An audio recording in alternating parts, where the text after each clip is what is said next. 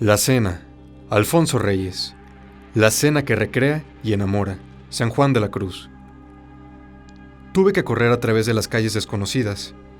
El término de mi marcha parecía correr delante de mis pasos, y la hora de la cita palpitaba ya en los relojes públicos. Las calles estaban solas.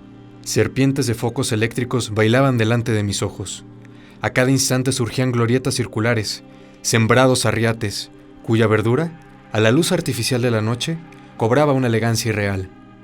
Creo haber visto multitud de torres. No sé si en las casas, si en las glorietas, que ostentaban a los cuatro vientos, por una iluminación interior, 4 redondas esferas de reloj. Yo corría, azuzado por un sentimiento supersticioso de la hora. Si las 9 campanadas, me dije, me sorprenden sin tener la mano sobre la aldaba de la puerta, algo funesto acontecerá. Y corría frenéticamente, mientras recordaba haber corrido a igual hora por aquel sitio y con un anhelo semejante. ¿Cuándo? Al fin los deleites de aquella falsa recordación me absorbieron de manera que volví a mi paso normal sin darme cuenta. De cuando en cuando, desde las intermitencias de mi meditación, veía que me hallaba en otro sitio y que se desarrollaban ante mí nuevas perspectivas de focos, de placetas sembradas, de relojes iluminados. No sé cuánto tiempo transcurrió, en tanto que yo dormía en el mareo de mi respiración agitada. De pronto, 9 campanadas sonoras resbalaron con metálico frío sobre mi epidermis. Mis ojos, en la última esperanza, cayeron sobre las puertas más cercanas. Aquel era el término. Entonces, para disponer mi ánimo, retrocedí hacia los motivos de mi presencia en aquel lugar. Por la mañana, el correo me había llevado una esquela breve y sugestiva.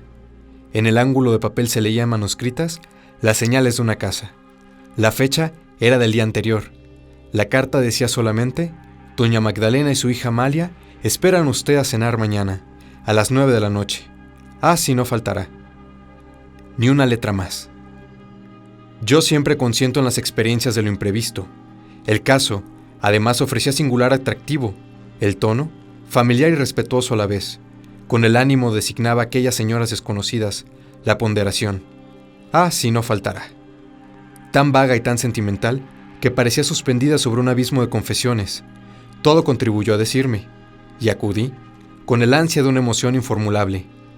Cuando, a veces, en mis pesadillas, evoco aquella noche fantástica, cuya fantasía está hecha de cosas cotidianas y cuyo equívoco misterio crece sobre la humilde raíz de lo posible. Parece jadear a través de avenidas de relojes y torreones, solemnes como esfinges de la calzada de algún templo egipcio. La puerta se abrió. Yo estaba vuelto a la calle y vi, de súbito, caer sobre el suelo un cuadro de luz que arrojaba, junto a mi la sombra de una mujer desconocida. Volvíme, con la luz por la espalda, y sobre mis ojos deslumbrados, aquella mujer no era ni más que una silueta, donde mi imaginación pudo pintar varios ensayos de fisonomía, sin que ninguno correspondiera al contorno, en tanto que balbuceaba yo algunos saludos y explicaciones. «Pasa usted, Alfonso». Y pasé. Asombrado de oírme llamar como en mi casa, fue una decepción el vestíbulo. Sobre las palabras románticas de la esquela, a mí, al menos, me parecían románticas. Había yo fundado la esperanza de encontrarme con una antigua casa llena de tapices, de viejos retratos y de grandes sillones. Una antigua casa sin estilo, pero llena de respetabilidad. A cambio de esto, me encontré con un vestíbulo diminuto y con una escalerilla frágil, sin elegancia, lo cual más bien prometía dimensiones modernas y estrechas en el resto de la casa. El piso era de madera encerrada. Los raros muebles tenían aquel lujo frío de las cosas de Nueva York. Y en el muro, tapizado de verde claro, gesticulaban, como imperdonable signo de trivialidad, 2 o 3 máscaras japonesas. Hasta llegué a dudar, pero alcé la vista y quedé tranquilo. Ante mí, vestida de negro, esbelta, digna, la mujer que acudió a introducirme me señalaba la puerta del salón. Su silueta se había colorado ya de facciones. Su cara me habría resultado insignificante, a no ser por una expresión marcada de piedad. Sus cabellos castaños, algo flojos en el peinado, acabaron de precipitar una extraña convicción en mi mente. Todo aquel ser me pareció plegarse y formarse a las sugestiones de un hombre. ¿Amalia?, pregunté. Sí, y me pareció que yo mismo me contestaba. El salón, Como lo había imaginado, era pequeño, mas el decorado, respondiendo a mis anhelos, chocaba notoriamente con el del vestíbulo. Allí estaban los tapices y las grandes sillas respetables, la piel del oso al suelo, el espejo, la chimenea, los jarrones, el piano de candeleros lleno de fotografías y estatuillas, el piano que nadie toca. Y junto, al estrado principal, el caballete con un retrato amplificado y manifestante alterado, el de un señor de barba partida y boca grosera. Doña Magdalena, que yo me esperaba instalada en el sillón rojo, vestía también de negro y llevaba al pecho una de aquellas joyas gruesísimas de nuestros padres, una bola de vidrio con un retrato interior ceñida por un anillo de oro. El misterio del parecido familiar se apoderó de mí. Mis ojos iban, inconscientemente, de doña Magdalena a Amalia, y del retrato a Amalia. Doña Magdalena, que me lo notó, ayudó a mis investigaciones con alguna exénesis oportuna. Lo más adecuado hubiera sido sentirme incómodo, manifestarme sorprendido, provocar una explicación, pero doña Magdalena y su hija Amalia me hipnotizaron. Desde los primeros instantes, con sus miradas paralelas, doña Magdalena era una mujer de 60 años, así es que consistió en dejar a su hija a cuidados de la iniciación. Amalia charlaba, yo estaba entregado a mi ventura. A la madre tocó, es de rigor, recordarnos que era ya tiempo de cenar. En el comedor la charla se hizo más general y corriente.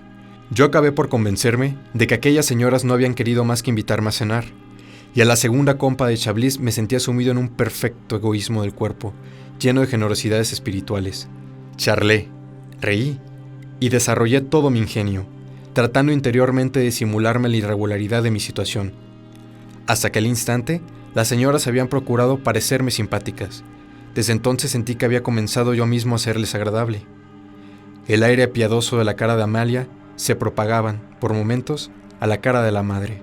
La satisfacción, enterarme, fisiológica, del rostro de doña Magdalena descendía, a veces al de su hija. Parecía que estos dos motivos flotasen en el ambiente, volando de una cara a la otra. Nunca sospeché los sagrados de aquella conversación, aunque ella sugería vagamente, no sé qué vocaciones de Sudermann, con frecuentes rondas al difícil campo de las responsabilidades domésticas y, como era natural, en mujeres de espíritu fuerte. Súbitos relámpagos ibsenianos, yo me sentía tan a mi gusto como en casa de alguna tía viuda y junto a alguna prima, amiga de la infancia, que ha comenzado a ser solterona. Al principio, la conversación giró sobre todo en cuestiones comerciales, económicas, en que las dos mujeres parecían complacerse. No hay asunto mejor en cuando se nos invita a la mesa en alguna casa donde no somos de confianza. Después, las cosas siguieron de otro modo. Todas las frases comenzaron a volar como alrededor de alguna lejana petición. Todas tendían a un término que yo mismo sospechaba. En el rostro de Amalia apareció, al fin, una sonrisa aguda, inquietante. Comenzó visiblemente a combatir contra alguna interna tentación. Su boca palpitaba, a veces en el ansia de las palabras, y acababa siempre por suspirar. Sus ojos se dilataban de pronto, fijándose con tal expresión de espanto o abandono en la pared que quedaba a mis espaldas, que más de una vez, asombrado, volví el rostro yo mismo. Pero Amalia no parecía consciente del daño que me ocasionaba. Continuaban con sus sonrisas, sus asombros y sus suspiros, en tanto que yo me estremecía cada vez que sus ojos miraban por sobre mi cabeza. Al fin se entabló, entre Amalia y doña Magdalena, un verdadero coloquio de suspiros. Yo estaba ya desazonado. Hacia el centro de la mesa, y por cierto, tan baja que era una conveniente incomodidad, colgaba la lámpara de 2 luces, y sobre los muros se proyectaban las sombras desdeñidas de las 2 mujeres, en tal forma que no era posible fijar la correspondencia de las sombras con las personas. Me invadió una intensa depresión, y un principio de aburrimiento se fue apoderando de mí. De lo que vino a sacarme esa invitación insospechada, vamos al jardín. Esa nueva perspectiva me hizo recobrar mi espíritu. Condujéronme a través de un cuarto cuyo aseo y sobriedad hacía pensar en los hospitales. En la oscuridad de la noche pude adivinar un jardincillo breve y artificial, como el de un camposanto.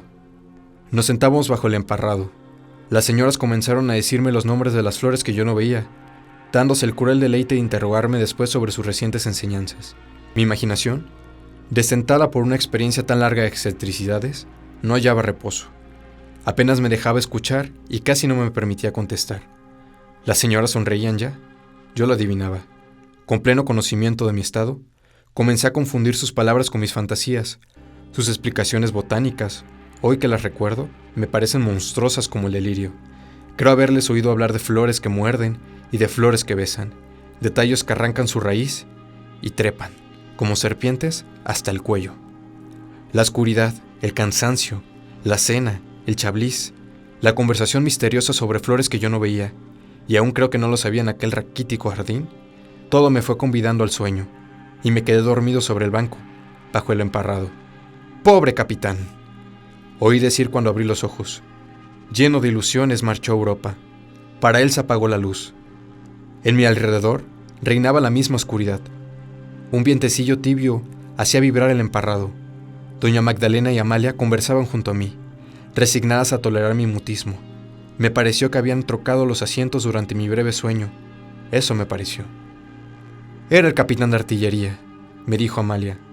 Joven y apuesto si los hay. Su voz temblaba, y en aquel punto sucedió algo que en otras circunstancias me habría parecido natural, pero entonces me sobresaltó, y trajo a mis labios mi corazón. Las señoras, hasta entonces, solo me habían sido perceptibles por el rumor de la charla y de su presencia. En aquel instante alguien abrió una ventana en la casa, y la luz vino a caer, inesperada, sobre los rostros de las mujeres. ¡Y ¡oh cielos! Los vi iluminarse de pronto, automáticos, suspensos en el aire, perdidas las ropas negras en la oscuridad del jardín y con la expresión de piedad grabada hasta la dureza en los rasgos. Era como en las caras iluminadas en los cuadros de Chávez del Viejo. Astros enormes y fantásticos. Salté sobre mis pies sin poder dormirme ya. «¡Espere usted!», gritó entonces doña Magdalena. «Aún falta lo más terrible». Y luego, dirigiéndose a Amalia, «Hija mía», continúa, «este caballero no puede dejarnos ahora y marcharse sin oírlo todo». «¿Y bien?», dijo Amalia. «El capitán se fue a Europa. Pasó de noche por París, por la mucha urgencia de llegar a Berlín. Pero todo su anhelo era conocer París. En Alemania tenía que hacer no sé qué estudios en cierta fábrica de cañones, y al día siguiente de llegado, perdió la vista en la explosión de una caldera. Yo estaba loco. Quise preguntar. ¿Qué preguntaría? Quise hablar. ¿Qué diría? ¿Qué había sucedido junto a mí? ¿Para qué me habían convidado?» La ventana volvió a cerrarse, y los rostros de las mujeres volvieron a desaparecer. La voz de la hija resonó. «¡Ay!». Entonces, y solo entonces, fue llevado a París. A París, que había sido todo su anhelo. Figúrese usted que pasó bajo el arco de la estrella. Pasó ciego bajo el arco de la estrella, adivinándolo todo a su alrededor. Pero usted le hablará de París, ¿verdad? Le hablará de París que él no pudo ver. Le hará tanto bien. Ah, si no faltara. Le hará tanto bien. Y entonces me arrastraron a la sala, llevándome por los brazos como un inválido. A mis pies habían enredado guías de vegetales del jardín. Había hojas sobre mi cabeza. «Helo aquí», me dijeron mostrándome un retrato. Era el militar. Llevaba un casco de guerrero, una capa blanca y los galones plateados en las mangas y en las presillas como 3 toques de clarín.